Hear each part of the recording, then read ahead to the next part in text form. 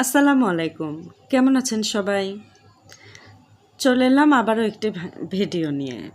মানুষ হাটে হাড়ি ভেঙে দেয়, কিন্তু আমি সেই হাঁড়িতেই মাটন রান্না করলাম। চলেন আপনাদের সঙ্গে শেয়ার করি। প্রথমে একটু কাজু বাদাম, একটু জয়ত্রী, শাহি জিরা আর জয়ফল আমি বেটে নিব।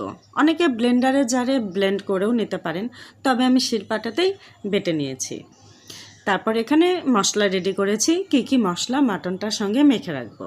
প্রথমে এখানে আছে ধনিয়া গুঁড়া, হলুদ গুঁড়া, মরিচের গুঁড়া, 2টা তেজপাতা, পরিমাণ মতো লবণ, লং, গোলমরিচ এবং সাদা এলাচ। বন্ধুরা, আমি খাসির মাংসে কালো এলাচটা ইউজ করি না, আপনারা চাইলে দিতে পারেন। আর এখানে আছে 1 কাপের মতো পেঁয়াজ কুচি। তো প্রথমে মাংসটা আমি খুব সুন্দর করে কেটে ধুয়ে নিয়েছি। এরপরে এক এক করে পেঁয়াজগুলো এবং বাকি যে মশলাগুলো আমি আপনাদেরকে দেখাইলাম, সমস্ত মশলা এখানে দিয়ে দেব।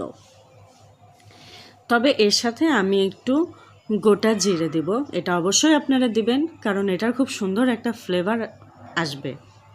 আর সঙ্গে দেব একটু শুকনা মরিচ, এভাবে ফালি করে দিয়ে দেব।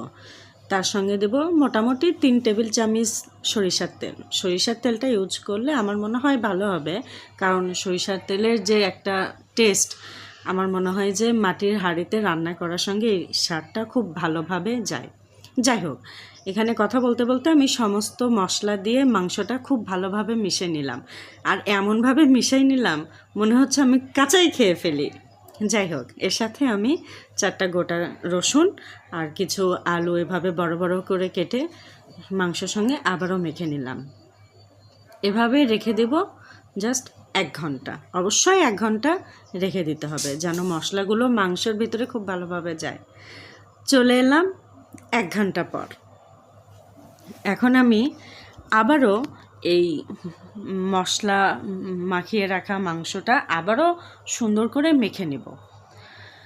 তো এখন সবচেয়ে ইম্পর্ট্যান্ট কাজটা হবে, সেটা হচ্ছে এই যে এই হাঁড়িতেই আমি মাংসগুলো সব দিয়ে দিব, খুব সুন্দর করে সেট করে দিব।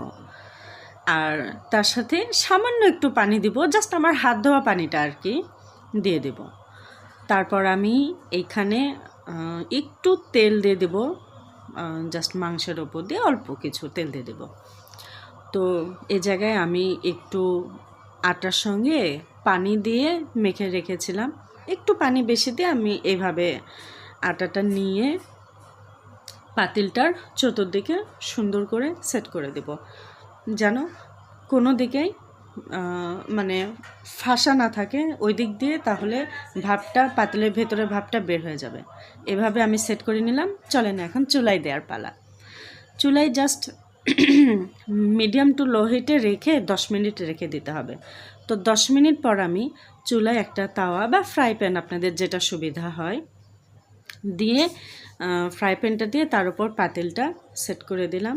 দিয়ে আপনাদেরকে জাস্ট চুলার আঁচটা দেখাই যে একদম লো হিটে মোটামুটি 50 মিনিট রেখে দেব। তো 50 মিনিটের মধ্যেই দেখবেন আপনার পুরা রান্নাঘর এবং বাসায় খুব সুন্দর একটা স্মেল চলে আসছে। তখনই বুঝতে পারবেন আপনার রান্নাটা কমপ্লিট। তো এই যে হয়ে গেল আমার রান্নাও। খোলার পর মানে পাতিলের মুখটা খোলার পর আপনারা দেখতে পাচ্ছেন, মাশাআল্লাহ অনেক টেস্টি হয়েছিল।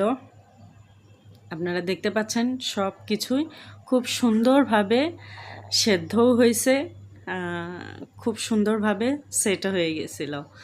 আচ্ছা যাই হোক, এখন গরম গরম ভাতের সঙ্গে একটু কাঁচামরিচ আর একটু লেবু দিয়ে খেয়ে নেবেন, দেখবেন আলহামদুলিল্লাহ অনেক ভালো লাগবে। Thanks for watching. আল্লাহ হাফেজ।